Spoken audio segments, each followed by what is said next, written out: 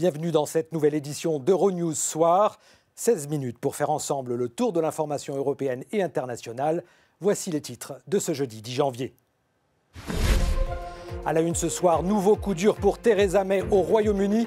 À 5 jours d'un vote capital sur le Brexit, la fronde des députés britanniques s'intensifie. Les travaillistes demandent des élections anticipées si le Parlement rejette mardi prochain l'accord de sortie de l'Union européenne. Un membre de Daesh devant la justice belge, 4 ans et demi après l'attentat terroriste du musée juif de Bruxelles. Mehdi Lemouche est accusé d'avoir participé à la toute première attaque commise sur le sol européen par un djihadiste de retour de Syrie. En République démocratique du Congo, la victoire de l'opposant Félix Tshisekedi à la présidentielle a été immédiatement contestée par un autre candidat. Cette victoire a aussi été mise en doute par la France, la Belgique et même la puissante Église catholique au Congo. Et pour refermer cette édition, c'était aujourd'hui l'anniversaire de Tintin. Le plus célèbre des reporters a fêté ses 90 ans. Mais le personnage de Hergé n'a pas pris une ride. Les aventures des Tintins se vendent encore chaque année à plusieurs millions d'exemplaires. Je vous le disais en ouverture des titres, la situation devient intenable pour Theresa May à 5 jours du vote sur l'accord de sortie avec l'Union européenne. L'avenir de la Première ministre paraît de plus en plus comprimé. Les travaillistes se tiennent en embuscade et exigent des élections anticipées. Les explications de Stéphanie Morbois. En Angleterre, Jeremy Corbyn, le chef du Parti travailliste, affirme qu'il a la solution pour débloquer la situation sur le Brexit. Il a insisté jeudi sur la nécessité d'organiser des élections législatives anticipées pour sortir de l'impasse. Et si l'échec du gouvernement à faire passer son texte se concrétise, Corbyn entend réclamer le vote d'une motion de censure. Si le gouvernement ne peut faire passer ce texte extrêmement important, il doit y avoir une élection le plus tôt possible. Un gouvernement qui ne peut pas faire adopter ses travaux par la Chambre des communes n'est pas du tout un gouvernement. C'est un mandat perdu et il faut en chercher un autre. Au sein même de son parti, le chef des travaillistes est sous pression pour organiser un nouveau référendum. Cette paralysie ne peut pas continuer. L'incertitude met en péril les emplois et les vies des gens. Et si une élection générale ne peut pas être garantie alors que nous essayons, nous garderons toutes les options sur la table, y compris la possibilité de faire campagne pour un vote public, mais une élection doit être et est la priorité. Ce n'est pas seulement l'option la plus pratique, c'est aussi l'option la plus démocratique. Les députés se prononceront mardi sur l'accord de divorce difficilement négocié par le gouvernement britannique avec l'Union européenne. Mais le rejet du texte semble désormais quasi inévitable.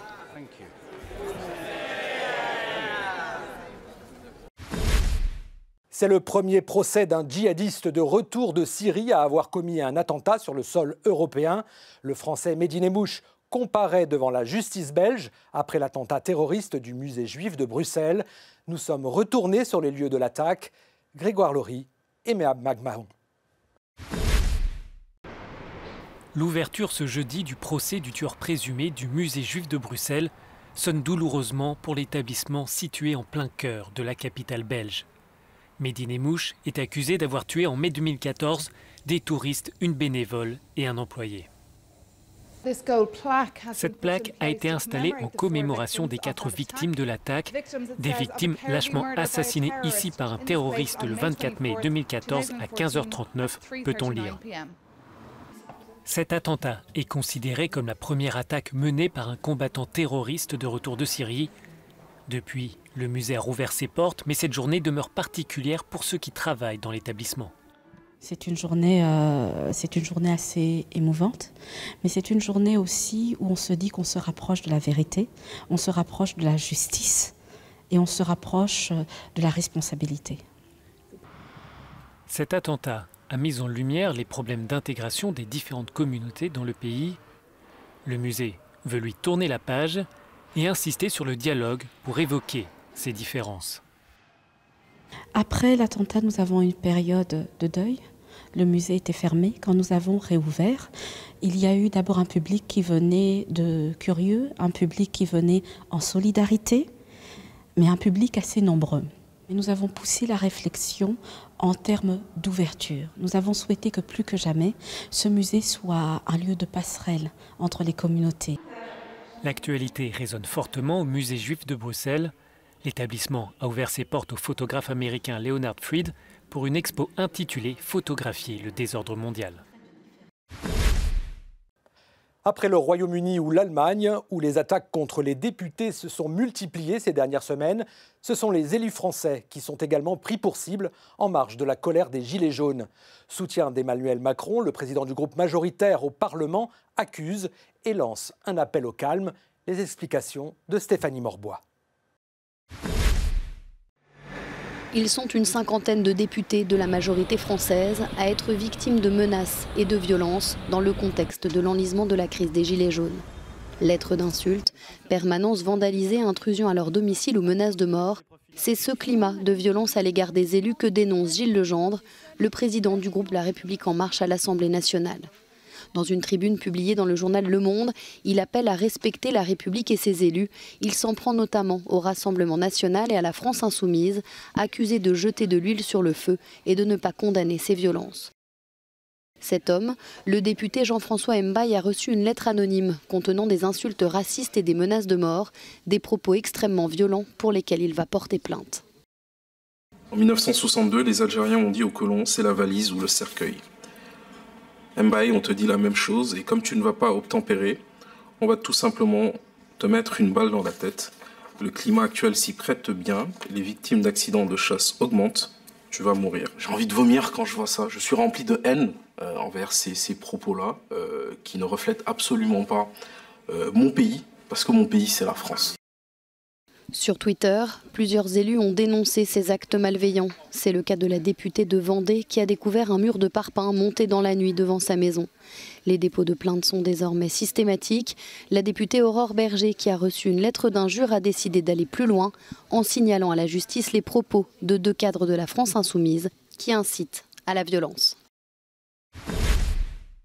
En France, toujours, le procès du cardinal Barbarin s'est refermé aujourd'hui à Lyon. En attendant le jugement qui a été mis en délibéré, les parties civiles espèrent avoir réussi à dénoncer les silences de l'Église sur la pédophilie. Maxime Bios du Plan. Fin des audiences dans le procès du cardinal Barbarin. Le verdict sera rendu le 7 mars prochain. Dans son réquisitoire, la procureure n'a pas requis de condamnation. Pendant 4 jours, les débats ont été difficiles et poignants et certaines victimes des abus sexuels du père Prénat ressentent aujourd'hui beaucoup d'amertume. Scandalisé depuis le réquisitoire du procureur d'hier, outré des interprétations des avocats de la partie adverse, des mensonges, des évidences qui sont balayées d'un revers de la main pour faire croire que ces gens-là, en fait, ont tout fait pour nous aider, tout fait pour aider Alexandre. C'est juste scandaleux, mais on va continuer d'écouter ça. Il n'y a pas le choix, c'est le jeu de la procédure judiciaire. Certaines parties civiles espèrent que ce procès va ouvrir une nouvelle ère et favoriser enfin une prise de conscience. Plus personne aujourd'hui peut dire au regard de la publicité donnée à ces débats, on ne savait pas ou on n'avait pas compris que la victime mineure d'une infraction sexuelle allait porter ça en elle de manière terrible pendant des années. Pour la défense, qui plaidait la relaxe, les témoignages des victimes, si bouleversants soient-ils, ne justifiaient pas à eux seuls un procès.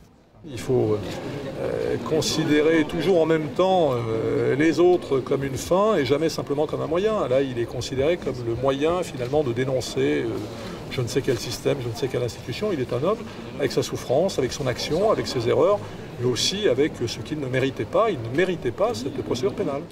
C'est pour non-dénonciation d'agression sexuelle commise par un prêtre lyonnais sur de jeunes scouts avant 91 que comparaissaient le cardinal Barbarin et 5 anciens membres du diocèse de Lyon depuis lundi. À 4 mois et demi des élections européennes, les partis populistes anti-migrants coordonnent leurs agendas dans l'espoir de conquérir le Parlement européen. En Hongrie, le Premier ministre Viktor Orban s'est réjoui aujourd'hui du rapprochement idéologique entre l'Italie de Matteo Salvini et de la Pologne de Jarosław Kaczyński.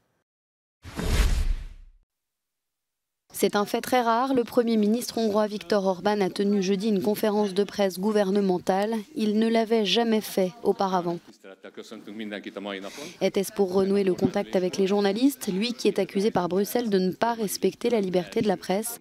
Ce fut en tout cas l'occasion pour le leader hongrois d'évoquer les prochaines élections européennes et le thème de l'immigration. L'immigration ne sera pas seulement le sujet principal des élections du Parlement européen. C'est un sujet qui remodèlera en profondeur toute la politique européenne.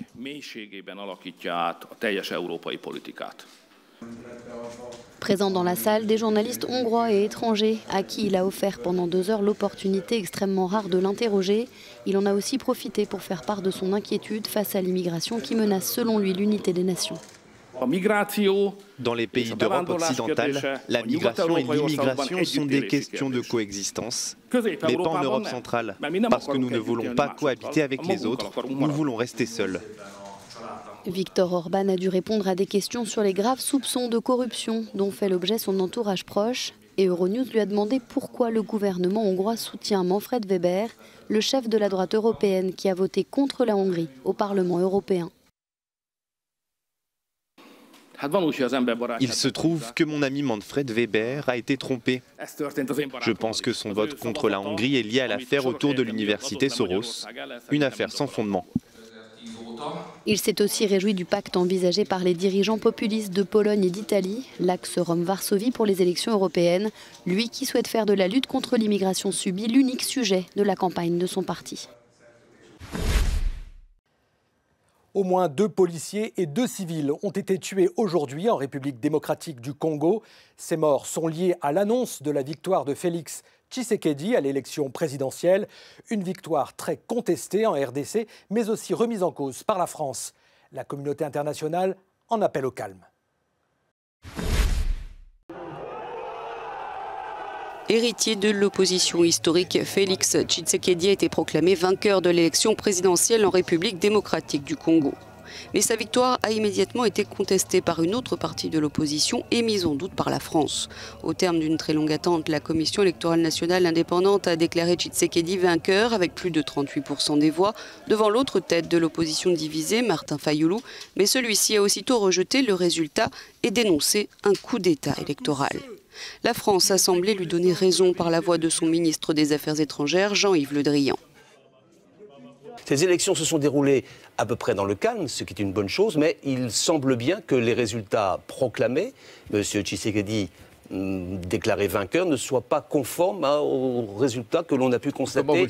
La conférence épiscopale du Congo a fait des vérifications, a annoncé des résultats qui étaient totalement différents. Donc vous craignez des troubles? Je pense qu'il faut qu'il y ait d'abord qu'on garde son calme, qu'on évite les affrontements, et puis que la clarté soit faite sur ces résultats qui sont inverses à ce que l'on imaginait et à ce qui était avancé. Il y a des risques. Mal tourné parce que M. Fayoulou était a priori le leader sortant. Autant de coups de tonnerre dans le plus grand pays francophone d'Afrique qui vit un moment historique avec cette première pour un parti d'opposition. Ces derniers jours, l'opposition, les observateurs de l'Église catholique avaient appelé la commission électorale à ne pas trahir la vérité des urnes, sans être plus explicite. La Cour constitutionnelle doit publier les résultats définitifs d'ici mi-janvier et les perdants de la présidentielle ont encore 10 jours pour contester les résultats auprès de l'institution.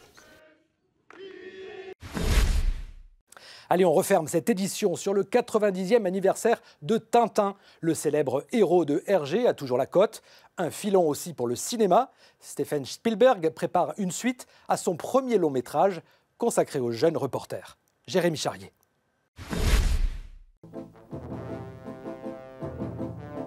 Tintin a soufflé ses 90 bougies. Mais malgré son âge, il reste un aventurier fringant. La première planche du héros d'Hergé est parue le 10 janvier 1929 dans le Petit 20e, une publication pour la jeunesse.